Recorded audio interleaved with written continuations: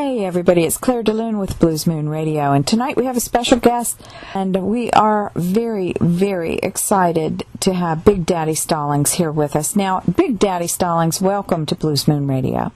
Thank you. I'm glad to be here. I know I'm talking to you from further up the Atlantic coast, but I understand that Columbia, South Carolina was your birthplace. Yes, I was born right there in Columbia, South Carolina.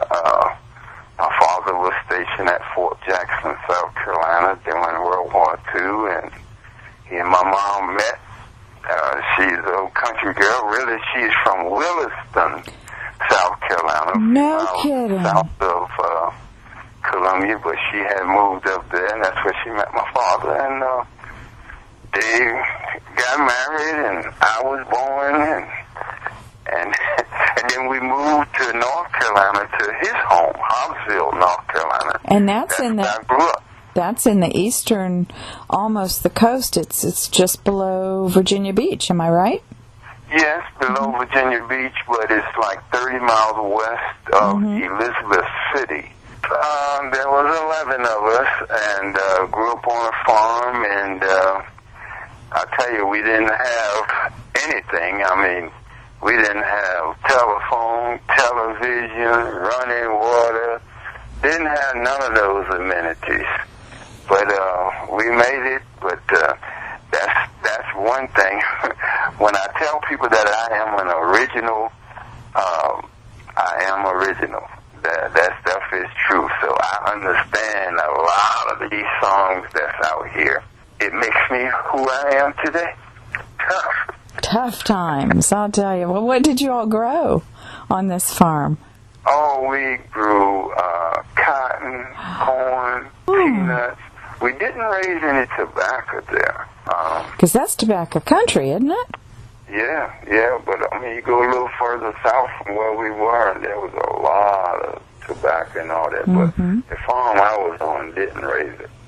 And like I said, corn, cotton, peanuts, all kind of animals, pigs, cows, horses, mules, all kind, whatever was on the farm, ducks, chickens, you name it, we had it. And how old were you when you decided to leave? Well, I didn't decide. Uncle Sam decided for me.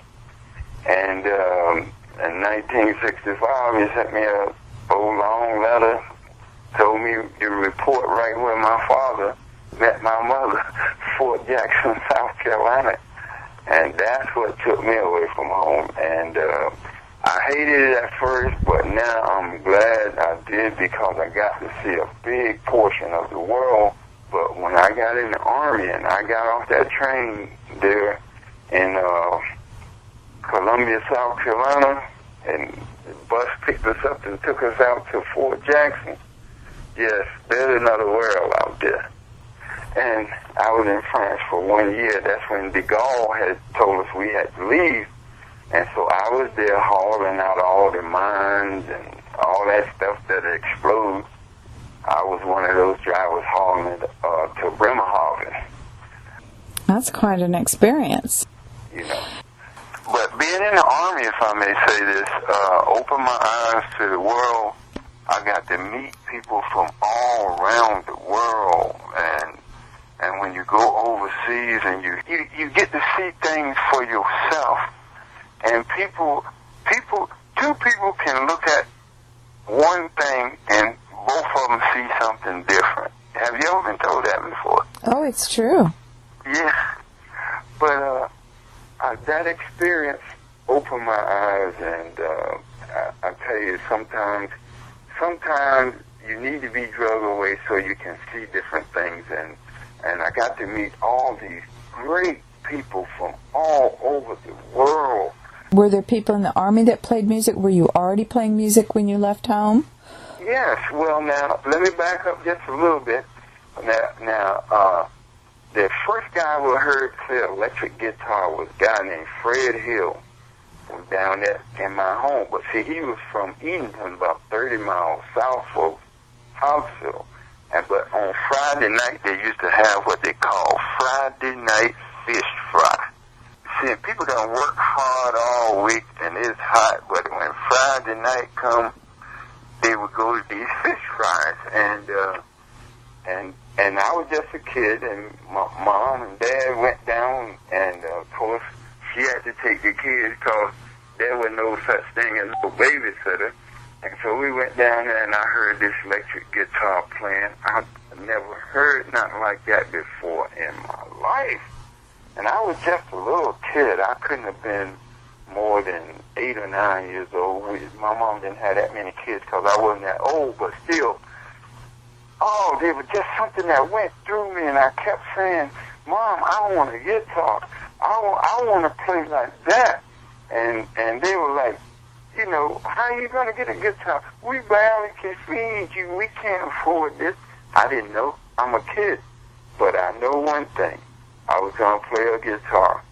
And he lived like about 30 miles away. And then I was talking to this guy one day, and he told me about this guy, Thurman Buddy Mitchell, that lived about 5 miles from where we were. He played guitar, and he had an electric guitar. So I walked back there to his house and begged him to play something, and he did. And I'm going to tell you, I was just so enthusiastic. But Buddy was a good guy, still is a good guy, still living, him and Fred. And Buddy would play something every Sunday, and I would sit there and just watch his fingers. So one day he said, you really want to play, don't you? And I said, yes. So he went upstairs in the attic and got an old guitar, and said, here. He said, I'm going to show you 3 chords. This is all you need. And he showed me them 3 chords, put my finger on the guitar, how to make them.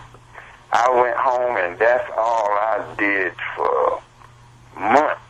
And my parents ran me out the house because I was just picking them 3 chords. And so I got on everybody's nerves. So when I went in the Army, let me speed up for, I already was playing the blues. I could play some blues because that's all there was down there. See, we didn't have no real radio, so the only time you would hear anything would be like Jimmy Reed, B.B. King, Muddy Waters.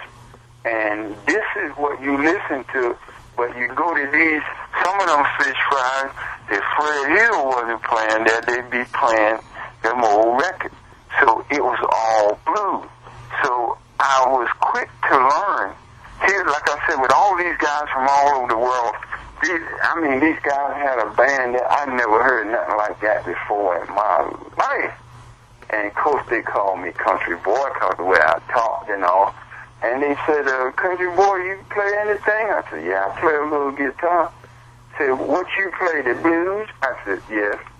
I said, anything else? But see, I didn't know. I never heard jazz. I never heard, none of this new stuff that they were doing. So when I started playing blues, and the people started hollering, so they invited me back to the Enlisted Man Club. And so finally one of the guys said, well, come on and try some of this. Well, I never played in it. Soul music or rock or funk or none of that. I never even heard it. I was quick to learn, and before you know it, I was in the band, and here I am now. God told me, said, let somebody hear this, which was a DJ in D.C. there, 89.3, they called him the Gator. So he took it over there and gave it to the Gator, and the Gator put it right on the air. Song called Getting Old, off my first CD. And from that, it's been a whirlwind. Now, what year was it when you put that first one out? The first one I put out was 2004. Let's talk a little bit about your vision for the blues and your music. Tell us about your style and some of the people you've played with. You've had some amazing appearances. You played with Hubert Sumlin. Yes. Gosh. Wow. The Nighthawks. But Pine Top Perkins. Yeah, Pine Top was 92 years old when we did this thing over there in D.C. And that was a great experience. Well, and a lot of the people you've played with have passed away just recently. I mean, Pinetop Perkins and Hubert Sumlin not too long ago, Michael Burks very recently, and Yeah. I guess the most recent is Magic Slim, who just died. Yes, yep, Magic Slim, yeah, we was up in Pennsylvania. Magic Slim was a guitar player, so was Michael Burke. When you hear these guys live, it's just like my guitar don't even work when you hear these guys playing. I remember the first time I met Michael Burks and heard him play, and he just is such a knockout. I've been doing this radio show for almost 25 years, and early on, Hubert Sumlin was one of my first interviews when really not a lot of people were into the blues at that point, and not a lot of people knew who he was, and you could just call him up at home and say hi. I wasn't even introduced, nothing was set up. I just got his phone number and called him, and we chatted and became pals, and he used to tell me stories about Howlin' Wolf, and oh my goodness. Sure. So you have a nice list of people that you have had things that can't be recreated, in other words. Yes, yes. And you know, when I think about that and that these people are now gone, it's just amazing how short life really is. And I tell you, I appreciate every day of being on this earth. I really do. Do you live in Baltimore? Yes, Baltimore, Maryland. So many great bands from up there. That's such a great blues scene. Oh, yeah. Yeah, the Baltimore Blues Society is really strong. D.C. Blues Society really strong. Well, let's talk about your visit to South Carolina. It's coming up really soon, Wednesday the 26th, and you will be playing at Kiawah Island. Yes. So we're excited to have you come to town. And is that your first appearance in South Carolina? Yes, it is. Well, and that's I hope great. it is what you said at first. I'm super glad you're coming. I will be looking for you. All righty. Well, we will see you there.